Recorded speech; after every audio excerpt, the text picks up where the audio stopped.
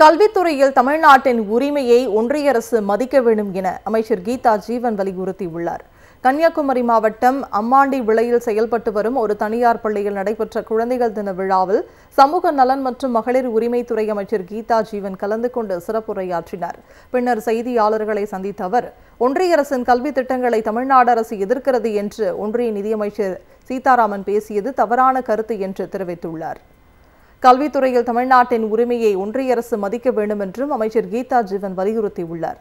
தொடர்ந்து பேசிய அவர், தமிழ்நாட்டைச் சேர்ந்த சுதந்திர போராட்ட வீரர்களின் தியாகத்தை ஒன்றிய அரசு பெரிதாக மதிக்கவில்லை என்றும் குற்றம் சாட்டினார். நம்ம அரசு எப்பவுமே அந்த கல்விக் கொள்கையை நம்ம அரசு எதிர்ப்பு தெரிவிக்கிறது. திராவிட மாடல் அரசு எதிர்ப்பு தெரிவிக்கிறது. அது தொடர்ச்சியா எங்களுக்கு அந்த சுதந்திரத்தை கொடுங்க.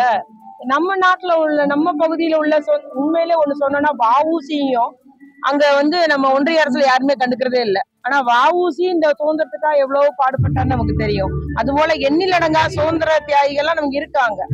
ஆகவே இங்க உள்ளவங்களை நம்ம இது பண்ண போறோம். நம்மளுடைய வரலாறு, நம்மளுடைய பண்பாடு, நம்மளுடைய கலாச்சாரம் காக்கப்படணும். அதனால கல்விக் கொள்கையில எங்களுக்கு உரிமை கொடுங்கன்னு தான் கேட்டுட்டு இருக்காங்க. வேற ஒண்ணும் இல்லை.